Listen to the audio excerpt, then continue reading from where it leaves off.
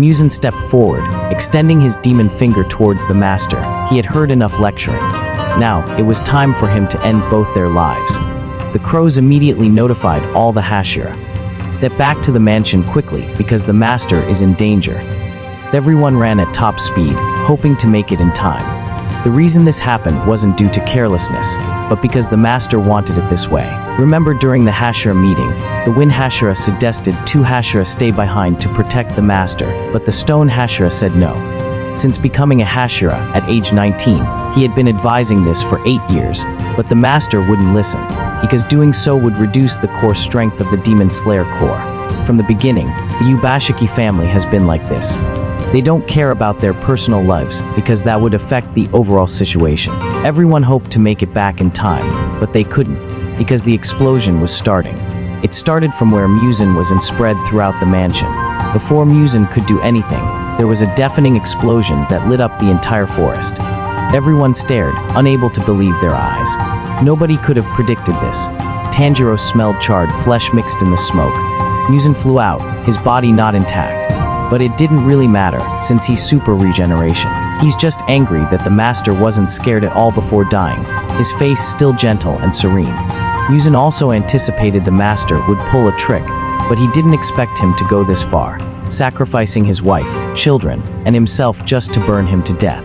Muzan felt that the explosives were mixed with small thorn-like particles. Their purpose was to slow down his super regeneration, even for just a second. Because of this, he realized something else was weighing for him. He knew the Hashira were getting closer and closer. When his body was finished regenerating, unexpectedly, fleshy balls floated around. When they turned into sharp thorns, he realized it was blood demon art. His body was fixed in place, and he couldn't move. Muzan thought of absorbing all these thorns to free himself. Suddenly, Temeo appeared, poking her hand straight into his stomach. She got there without being detected because she had invisibility charms attached to her body. She looked up and smiled at him because he had absorbed her hand. Because what was in her hand was the Demon 2 human transformation drug. Muzan was furious, pushing Temeo's head down and transmitting memories to her. This blood demon art was her husband's skill. Muzan didn't kill him, it was Temeo herself who did it. Muzan turned her into a demon and forced her to eat her husband and children. She cried, knowing the truth. So, she would die together with him right here. The Stone Hashira arrived right after, his flail charged with power. A massive blow shattered Muzan's head completely. This future had been predicted by the Master 5 days prior. Muzan would come, and the Master would be the bait. The rest, he left to the Stone Hashira to handle. Even though his head was destroyed, Muzan could still regenerate at supersonic speed. This means he only has one weakness: sunlight. The mission of all the Hashira is to hold here until the sun rises. Many blood tentacles poured out from his body, but they didn't trouble the Stone Hashira at all. Just in time, all the other Hashira arrived. The Stone Hashira sensed it and yelled loudly that Muzan did it. I saw him kill the master with my own eyes. Their anger reaching its peak, they all charged forward simultaneously, shouting their strongest techniques, gripping their swords tightly, their breathing forms appearing. Muzan smiled, because he still had the upper hand. Immediately, the doors opened simultaneously. Before the Hashira could touch the ground, they all fell down below, because they had no foothold. Those who weren't there also suffered the same fate, because the doors opened across a wide radius. Like Inosuke, for instance, who was about to sneak a snack, got pulled down. Genya was practicing shooting, also got pulled down. And the whole group of new recruits on patrol also shared the same fate. Basically, anyone around this town got pulled into a hole. They all fell down and were confused, not knowing what was happening. Only Zenitsu was very calm. He had changed a lot since reading that letter. Tanjiro fell onto a pillar, facing Muzan. He was delighted, thinking, "Who are you to try and ambush me? You've all fallen into my trap up here. You won't get out easily." Tanjiro tried to jump up, but he kept falling down below. He yelled loudly that, "I will destroy you no matter what." Tanjiro was still free falling. Everything was out of reach. He needed a foothold. Luckily, the water Hashira grabbed him and pulled him up. Before he could even say thanks, he immediately encountered a demon trying to ambush them. Fortunately, Tanjiro's keen sense of smell helped him take it down easily. Immediately, the door opened, pulling in countless demons. The two brothers quickly fought together, using water breathing, fifth form, Broutsev, sorry, water surface slash. The attack was cool, but the pose they ended up in was awkward. Anyone looking from behind would definitely misunderstand. Both brothers were completely embarrassed and quickly ran away. The serpent Hashira was also having an intense fight in another room. Since Mitsuri was following him, of course, he had to show off. The mist Hashira was running with the stone Hashira. He wondered why the master did what he did, because the master only had a few days left to live, so he wanted to sacrifice himself in a meaningful way. The wind Hashira sat in one place, tormented. He couldn't protect the master. Seime's spirit was unstable. Then a group of demons rushed at him, perfect for the wind Hashira to unleash his anger. Unlike Inosuke, who was running around everywhere looking for an opponent, he really wanted to try out his new techniques after long, tiring days of training. Zenitsu was also running alone in a special place. Notably, he wasn't scared like before. It seemed something had changed in his personality. He had set his sights on an opponent for himself. The insect Hashira slowly followed the blood to a room. In it, a demon was eating young girls alive. It was none other than upper rank 2, the Ma. A memory suddenly appeared. The insect Hashira witnessed her older sister die in her arms. That was the flower Hashira. While dying, she desperately begged the insect Hashira not to do anything foolish. Give up being a swordsman and live a peaceful life. Sister, I want you to have a normal happiness like any other girl. But the insect Hashira didn't listen. How could she just let the demon who killed her older sister get away with it? Based on what the insect Hashira found out, the demon had a distinctive mark, a streak of blood on his forehead. A's mouth always wore an innocent smile. His demeanor was very calm and gentle. Right, it's him. It's upper rank 2, the Ma. A girl was still alive, screaming for help.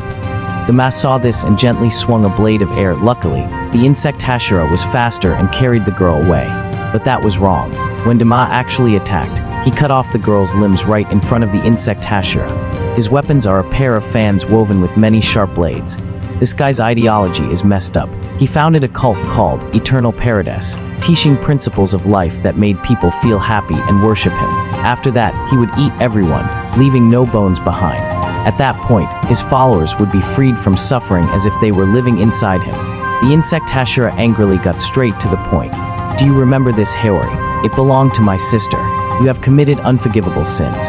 The Ma heard that and remembered immediately. The flower Hashira, the girl who used flower breathing, a sweet and lovely girl. Too bad I couldn't eat her because the sun came up. If I could choose again, I wouldn't leave anything uneaten. The insect Hashira had endured beyond her limit. She pierced upper 2's head with a sword. But he wasn't scared at all. Immediately after, his blood demon art was unleashed. The air around him seemed to freeze. It was cold enough to tear anyone's lungs. Dama suggested that if she wanted to kill him, she should cut off his head. But then he swayed and fell down. Blood poured out of his mouth. He had been poisoned by the insect Hashira's sword. Actually, it wasn't serious at all, because Dama can break down toxins instantly. Just a glance, and he realized the insect Hashira's trick. The poison was hidden in her scabbard. Every time she sheathed her sword, a different type of poison would be mixed in. The Masmer, you want to taste all the poisons you have, as you wish. Let's see how many kinds you can eat. Going back to the past, when Dama was still a child, his father used him as a divine treasure to be worshipped. The father founded a cult and advertised it to everyone. From then on, everyday people would come and kneel, begging Dama to bless them. Thanks to his acting talent from a young age, Dama easily put on a show in front of everyone and gained their trust. On the surface, he cried for the people, but inside, he thought differently. These fools, are they crazy? Heaven, gods, Buddhas don't exist. That's just a fantasy story from human imagination. Why have people lived for decades and still haven't realized such an obvious thing? Humans can't break the cycle of birth, old age, sickness, and death. When you die, that's it. There's no afterlife. But whatever, Dama doesn't care. If humans want it that way, he'll go along with them. He'll eat everything, leaving nothing uneaten, as offered by those very people. So that's according to your wishes, right? It's not like I forced you. While we were learning about Dama's past, outside, he had been stabbed 5 times by the insect Hashira, corresponding to 5 types of poison that had been injected. That, he was completely fine, while the insect Hashira was panting, both tired and surprised. Upper rank 2 demon indeed, not just a title. Dama stood there smirking. He knew the insect Hashira's lungs were severely damaged by the ice lotus attack at the start of the fight, causing her blood to freeze. Dama fanned it into small ice particles that spread throughout the insect Hashira's body. If she continued using her breathing techniques, it would be very dangerous. Ignoring the warning, the insect Hashira continued using her chain techniques to activate more poisons. She attacked Dama continuously. He was surprised because the insect Hashira was very fast, the fastest among the Hashira he had ever met. But that was just a sarcastic remark. As he swept a diagonal fan attack across the insect Hashira, he continued to suggest, instead of using poison, she should cut off his head. But she couldn't do it, because her physical strength was too weak. The insect Hashira felt hurt. She cried. Maybe she couldn't defeat this demon. In her mind, her older sister appeared, encouraging the insect Hashira. Get up, don't give up, fight until your last breath. That's what you wanted, isn't it? Fight to avenge me. Fight to protect your younger sister, Kanao. Receiving the encouragement, the insect Hashira actually stood up. The Ma was surprised again, because he had cut through her collarbone, lungs, and ribs. Along with the amount of blood lost, she could still stand up. It was truly miraculous. Seeing her in so much pain, I feel so sorry for you. So don't do anything reckless. I'll take your head soon. While he was still laughing, the insect Hashira unleashed her insect breathing. She moved erratically, causing the bridge to crumble. The Ma couldn't predict her next move, so he had to pay the price. A sword pierced through Dama's throat and pinned him to the ceiling. The insect Hashira's emotions reached their peak. She recalled her old memories. She used to have a very happy family. Then one day, demons came and stole everything good from her. Before things got worse, the stone Hashira arrived and saved the two sisters. From then on, her older sister and the insect Hashira promised that when they grew up, they would join the Demon Slayer Corps to destroy the demon blood. Now, the insect Hashira had achieved it. She had defeated an upper rank 2 demon. This would save countless lives in the future. But that was only in her thoughts. The Ma was still smirking. That poison still had no effect on him. The insect Hashira was exhausted and fell to the ground. The Ma rushed over, hugged the insect Hashira. He wouldn't let such a precious girl fall and break.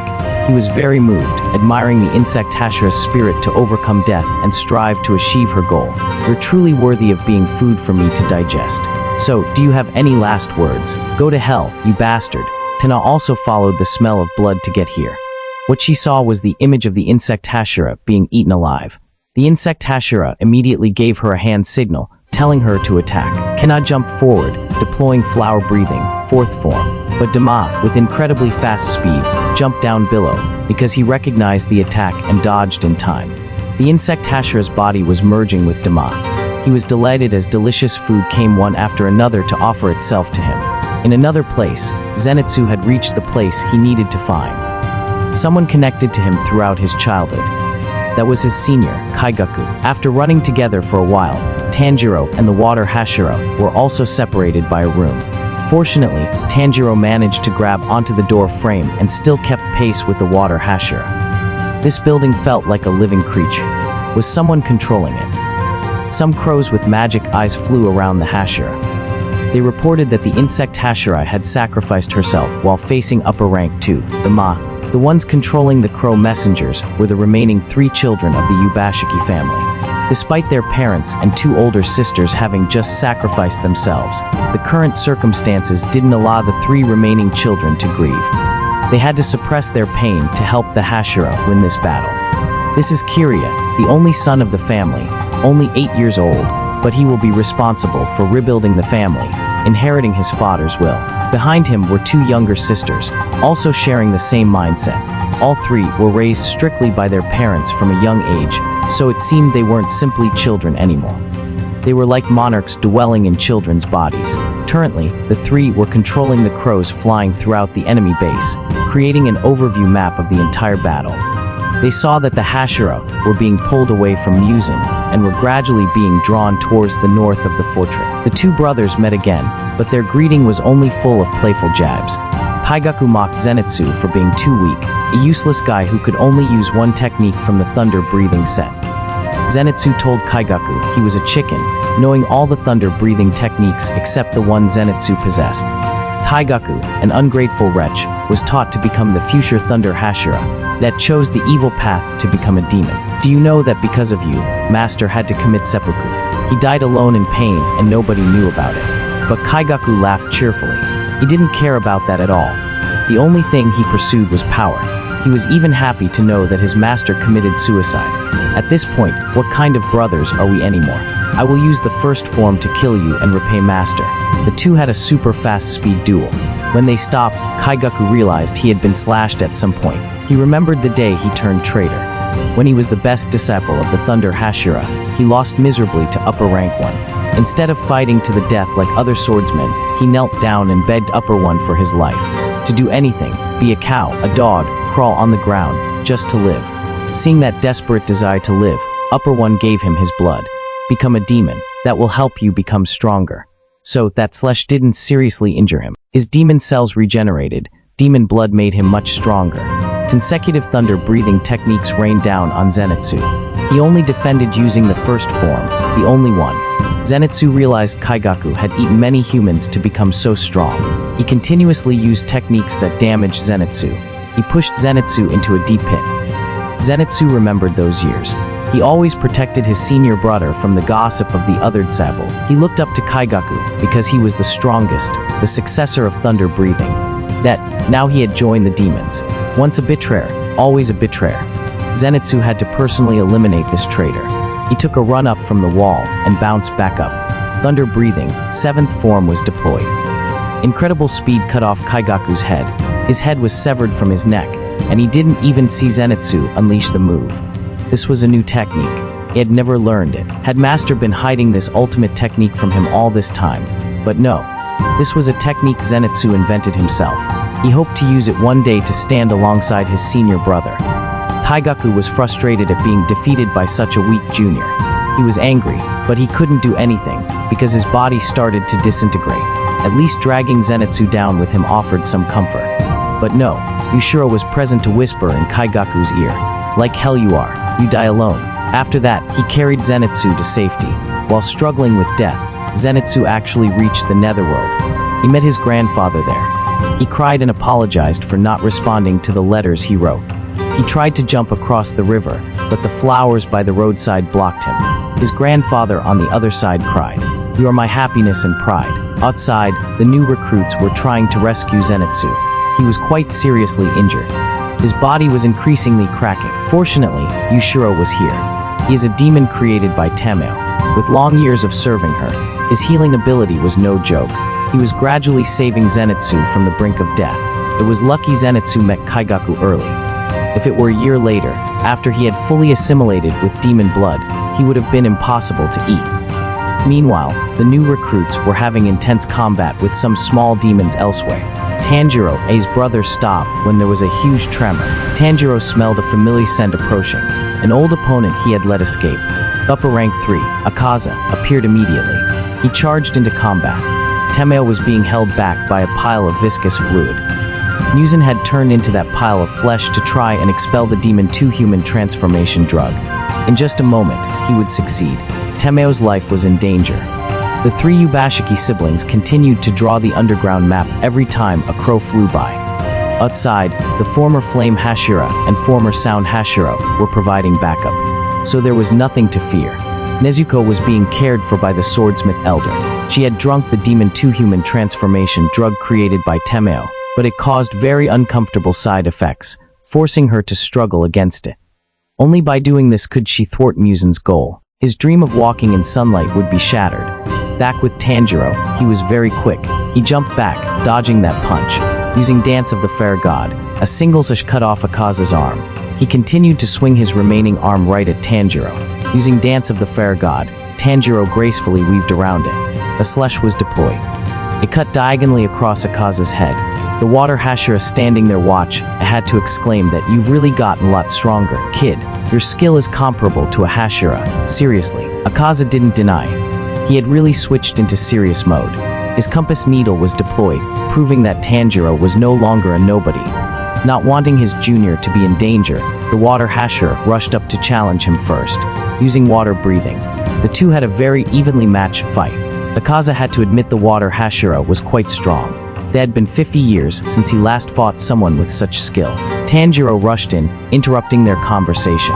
But unfortunately, Akaza dodged and gave him a slash to the neck.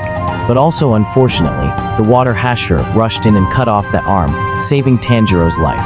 Akaza's regeneration speed was comparable to Sound.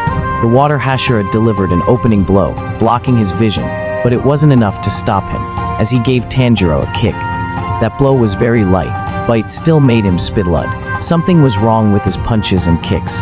The water Hashira continued to charge forward, but after that, he was also hit by a powerful kick that sent him flying several kilometers through rooms.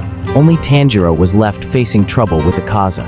The two continued to exchange beautiful martial arts moves. Of course, Tanjiro alone couldn't contend with him. So Akaza had time to stand there and mock him. "You're too weak, that's why you need others to guide and support you." Feeling stung, Tanjiro immediately retorted, "So what? The strong will protect the weak. The weak will become stronger from that, and they will come back to protect those weaker than themselves. That is the law of karma. How could you understand?" The elders said, "When you eat the fruit, remember the tree planter." Akaza was stunned upon hearing this. It was exactly what an important person had said to him long ago, making him visualize that person standing right behind him. Tanjiro was surprised to see Akaza reaching behind him. Was he hallucinating? Immediately after, the two continued their intense combat. Akaza constantly closed in on him in an instant. Consecutive fluid strikes put Tanjiro on the defensive. He noticed the attacks were always aimed at his weak points and had a magnetic-like pull. There was no way to dodge, so he stopped defending and switched to attacking. This surprised Akaza, so he immediately received a slash across the neck. Riding the momentum, Tanjiro continued to charge forward with the dance of the fair god. In a moment, Akaza caught the sword and held it fixed in his palm. Tanjiro couldn't pull it out. Headbutt technique was deployed, hitting Akaza directly in the face. But he's also a stubborn guy, so he was fine. Tanjiro felt fear, because what good is a swordsman who loses his sword? Immediately after, Akaza's hand was cut off by the water Hashira, who had returned to solve this problem. The water Hashira was truly furious about being sent flying so far. The Demon Slayer mark was activated. He easily dodged Akaza's punch. An incredibly fast grazed his neck area. A mark had appeared, so the water Hashira's speed was much faster than before. Consecutive slashes inflicted damage on Akaza. The problem was, he was gradually catching up to the water Hashira's speed to inflict damage back. Tanjiro stood outside, helpless, watching. "They're too fast, I can't keep up." He had to calm down and figure out how to help. At this rate, the water Hashira would lose in terms of stamina sooner or later. He recalled clues from the fight between the flame Hashira and Akaza. The keyword was fighting spirit. It was present throughout the battle. Tanjiro immediately thought of Inosuke's ability. Inosuke has incredibly sensitive skin to everything around him. As soon as any living creature looks at Inosuke's skin, he knows exactly where it's looking. This is extremely effective when someone wants to ambush Inosuke. Inosuke's body will warn him, causing pain all over. It's like a sixth sense. It helps Inosuke react easily without looking. But conversely, if someone doesn't intend to ambush Inosuke, the skin won't warn him at all. From this deduction, Tanjiro connected it to Akaza. What would happen if he attacked him without any fighting spirit? So he decided to try it once. Dance of the Fire God, charging forward, aiming his sword at Akaza's neck. By reflex, he caught Tanjiro's sword. After that, Tanjiro quickly dodged to let the water Hashira continue fighting, and he realized how Akaza's martial arts work. The water Hashira's stamina was constantly being depleted. Yet Akaza showed no signs of tiring. That was a huge difference between humans and demons. With his compass needle, Akaza could easily predict the water Hashira's attack directions, and from there, counterattack with perfect accuracy. The water Hashira still had to fight defensively to let Tanjiro recover. Sitting in one place, Tanjiro was concentrating intensely to reach the transparent world. He had to adjust his breathing, clear all distractions, making his mind completely blank. Meanwhile, Akaza's fist broke the water Hashira's sword, and then a punch went through the water Hashira's chest, sending blood splattering everywhere. "Wait, stop for a moment." That was from Akaza's arm. It had been cut off by Tanjiro without him even noticing. Tanjiro was in the transparent world state. Akaza felt fear. Every cell in him urged him to destroy Tanjiro immediately. The compass needle appeared and the ultimate technique was deployed. Barrages of punches were unleashed in all directions. In the transparent world state, Tanjiro could see the movement of all living creatures down to the cellular level. Everything moved very slowly under his eyes, but the water Hashira was severely injured. He also used his last bit of strength to block the fatal punches, protecting his life. Meanwhile, Tanjiro was standing towering behind him, and Akaza didn't even notice. Instead of slowly walking up and slicing off his head, Tanjiro yelled loudly, "Akaza, I will cut your head off right now," giving him a chance to become alert and swing a punch. In this state, Tanjiro was very fast. He circled behind Akaza. Akaza didn't sense anything because Tanjiro's fighting spirit was zero. He was fighting subconsciously, not thinking about anything. An incredibly fast Firish cut off Akaza's head before he could even do anything. Refusing to accept it, he tried to keep his head from leaving his neck. Before it could reconnect, the water Hashira threw his sword. It pierced through Akaza's head, sending his head rolling on the ground. Everything ended here. The head was gradually disintegrating. Tanjiro exited the transparent world state and returned to normal. But the water Hashira felt something was very wrong. Akaza's body hadn't disintegrated yet. The compass needle was activated one more time. The slash wound on his neck had closed up, preventing blood from pouring out. The kick sent Tanjiro flying and stuck to the wall. Tanjiro had passed out and lost his ability to fight. The water Hashira couldn't believe his eyes anymore. Akaza was trying to make his head no longer his weak point. He was evolving, just like the Demon King Muzan. The water Hashira grabbed his sword and charged in to protect Tanjiro. The slash wounds healed immediately, proving that Akaza's strength hadn't decreased after losing his head. The water Hashira continued slashing in vain. "If you want to kill Tanjiro, you'll have to go through me." Akaza accepted that challenge. Akaza charged forward. Suddenly, a woman appeared, holding his hand. "Please stop. Let's go somewhere else." His memory stream was unlocked. At that time, Akaza was still a child. To earn money to buy medicine for his father, he stole and robbed around the village. Even when beaten and bruised by the officials, he didn't give up his habit. Until one day, his father hanged himself, leaving him a letter. "I'm sorry for bothering you, my son. Live an honest life. Don't steal anymore. Your life will turn a new page, instead of struggling to support your father like this." Kneeling before his father's grave, Akaza was furious at his poor fate. Why is fate so cruel? Why did it give my father a serious illness? Why did it take so much money to cure it? From then on, he hated humans. He would beat up anyone who got in his way. This violent habit led him to be expelled from the village. The 3 marks on his arm proved it. And one day, he met an old man who wanted to challenge him.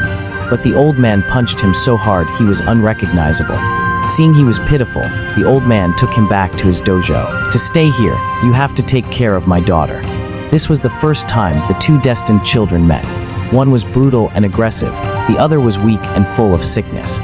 From then on, Akaza was the one who replaced her father in taking care of her. All of her personal activities, from changing clothes, bathing, to using the toilet, were all helped by Akaza. These things were incredibly simple for him, as he had experience in caring for his sick father. This family seemed to have changed Akaza's rebellious personality. Standing by the well, the 2 master and disciple talked while drinking water. This land and dojo weren't the old man's. This was a gift from an old man when the master saved him from robber. That's why the master became an accidental dojo head with the Soryu style. Because the dojo next door, Tenjutsu, always came to harass them, this dojo had no students at all. Akaza was the first. The old man taught him all the Soryu techniques. 3 years passed. Akaza was 18, and the girl was 16. She had recovered and could walk normally. The old man called the 2 of them and had a wish. "Could you take over this dojo and marry my daughter?" Both children blushed, proving they had feelings for each other. Akaza was very moved. Bearing the mark of a criminal, he never thought of such a bright future. That now, the life he dreamed of had become reality. He swore he would protect it until his last breath, even sacrificing his life. That spring, standing on the mountain watching fireworks, Akaza proposed to the girl. He was truly happy to have her. The next day, Akaza visited his late father's grave. He told him what had happened and said he had found the happiness of his life. But life wasn't a dream. When he returned, Akaza heard the 2 father and daughter had been murdered. They were poisoned by drinking water from the well. To take over the Soryu dojo, the Kenjutsu dojo did that despicable act. Witnessing the death of the 2 people he promised to protect, Akaza fell into despair. His desire to be human once again was extinguished. In the following days, people in the village spread news of a horrifying event. 67 martial artists from the Kenjutsu dojo were dead, skulls crushed, internal organs torn apart. Not a single body was whole. Body parts were scattered everywhere in the dojo. The one who did this was none other than Akaza. This event even drew the attention of Muzan at the time. He didn't expect the one who did it to be a human, Nigh Demon. Before Akaza could punch him in the face, Muzan was faster. He pierced his hand through Akaza's head to transmit his blood. He wanted to create 12 powerful demons to be his subordinates. Due to the impact on his brain, Akaza lost his memories. He had become a true demon, only knowing how to kill and slaughter. Thanks to losing his head, his memories flooded back. He knew who he was and what that girl was to him. After a while, Tanjiro woke up. What he saw was Akaza's body regenerating. He immediately grabbed his sword. No matter what, I have to kill you, even if I have to cut off your head how many times. But unfortunately, the sword slipped from his hand. His body was truly paralyzed. He no longer had the strength to hold his sword. He still charged forward to give Akaza a love punch. Of course, he was fine and was activating his compass needle skill. Very quickly, Tanjiro pushed the water Hashira out of the attack's range. But surprisingly, Akaza used it to injure himself. Tanjiro smelled a scent of gratitude from Akaza. He smiled. His body continued to regenerate, but he requested it stop immediately. That's enough. In his consciousness, he met his beloved wife again. This is the true happiness I wished for. He initiated the end of the battle. His body disintegrated, much to the surprise of the two brothers. They couldn't think anymore. Both passed out immediately after because they were too exhausted. Dama also sensed that his friend Akaza was dead. He laughed loudly. After all, that guy never ate women, and even refused to kill them. If he ate women like me, I'm sure he would have been much stronger. Since that's the case, Dama will eat in his friend's place. With lightning speed, he teleported right behind Kana's neck. Luckily, she reacted in time and slashed her sword right into his stomach. Very quickly, ice was fanned out, but it wasn't enough to injure Kana. She wasn't affected by Dama's freezing cold air on her lungs. He admitted Kana was stronger than the insect Hashira. In reality, she was very scared standing before an upper-ranked demon. Her body trembled. She wanted to scream in fear. But strong hatred suppressed that fear. Hatred turned into strength, helping her still stand here. Flower breathing, fifth form, a barrage of slashes aimed straight at Dama. The two continuously unleashed their techniques. While fighting, Dama also noticed Kana's trick. She looked at his shoulders, eyes, legs, and knees to predict his next moves. He knew where to aim. A fan swept horizontally across Kana's eyes. Very quickly, she dodged and counterattacked with a sword struck to his neck. He swept a fan containing cold air, pushing Kana far away to prevent her from getting close to him. He created two ice figures from which cold air blew, freezing her hair, forcing her to quickly dodge. This was a long-range technique, so she couldn't get close to him. On top of that, he also snatched the sword from her hand without her knowing. A swordsman losing their sword is as good as defeated. The ultimate blood demon art was unleashed. Countless ice flower petals, sharp as blades, flew everywhere. Hana couldn't dodge and couldn't defend. She could only widen her eyes and wash to avoid the petals flying into vital parts, until everything became too much for her to bear. Nasuke arrived to rescue her. Beast breathing, fifth fang, crazy gale. A whirlwind blew away the ice flower petals. This must be upper rank too. If I kill him, I'll become a Hashira with the name Beast Hashira. Kana came closer and told him the insect Hashira was eaten alive by Dama. This made Inosuke incredibly enraged. The insect Hashira was a good girl, always helping everyone wholeheartedly. Yet you dared to do that. Inosuke quickly rushed forward and slashed madly at Dama. Then Inosuke finished the combo by kicking back the fan. Dama praised Inosuke. His movements were quite agile. Moreover, Inosuke also seized the opportunity to retrieve Kana's sword. Seeing his item lost, Dama charged forward to get it back. The two had a small sparring match, but kept their distance. Inosuke prepared his stance, swinging his sword from a distance. Dama judged that it couldn't reach him. Yet, it cut Dama's head in half.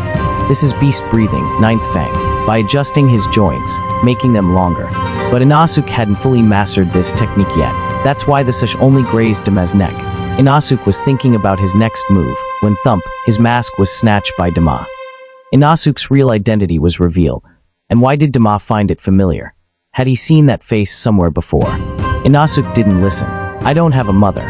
A wild boar raised me. He decided to charge forward to get his mask back, but Dama slashed him very quickly and kicked him far away. He was about to tell a story, so don't interrupt. Dama poked his finger into his head to recall old memories. About 15 years ago, a woman around 18 years old, holding a baby, came to him begging. Her face was terribly disfigured from abuse by her husband. Dama felt pity and took care of her and the child. From that day on, when her beauty recovered, her face looked exactly like Inosuke's, a delicate and gentle beauty. Because of this beauty, Dama decided not to eat the mother and child. He would keep the mother beside him to serve him. There was a lullaby that he had heard many times during those days. He sang a line that immediately made Inosuke remember. The lullaby from then and the image of his mother appear. Then one day, she discovered Dama eating other followers, so she took Inosuke and ran away from the temple. The deep forest made her unable to find her way back. To protect her son, she dropped Inosuke down a cliff. Immediately after, she was murdered by Dama. Inosuke fell into a river below. By some miracle, he survived to this day. That is Inosuke's past. Inosuke, he knew who his mother was. His mother didn't abandon him. It was this bastard who ate his mother. Inosuke picked up his swords again and showed clear anger on his face. Dama attacked first with his ice dust. Inosuke swung his swords, creating a fan, blowing everything away. Dama was very interested in Inosuke's techniques. He didn't even care about Kana nearby. Just one fence sweep and he could send her flying. Because Akaza was dead, he had no intention of playing around here anymore. He had to immediately go protect the Demon King Muzan. Before leaving, he created his own clones using ice magic. They look small and cute, but they are very strong. Their skills are no different from the original body. Their strength is equivalent. Tenai and Inosuke had to struggle to fight them. The doll continuously spammed techniques non-stop, giving Dama time to leave leisurely. The thought suddenly occurred to him. Why don't I create more clones to go slaughter all the Hashira? And then 3 more dolls were born. Inosuke was anxious, as Dama was about to escape. Just then, Inosuke was hit by the doll's technique. And that marks the end of this heart-pounding chapter in the epic battle between the Hashira and the Upper Moons. A chapter filled with blood, sacrifice, and long-buried truths. From the heartbreaking loss of the insect Hashira, to Zenitsu's awakening, and the fated clash between the Wind Hashira and Upper Moon 1. This is only the beginning. Thank you so much for watching until the end. The story is far from over, and even more intense twists are waiting just ahead. If you enjoyed this video, don't forget to hit that like button, leave a comment with your thoughts, and subscribe so you won't miss the next chapter, where the stakes get even high. We'll see you in the next episode of this unforgettable war between humanity and demons.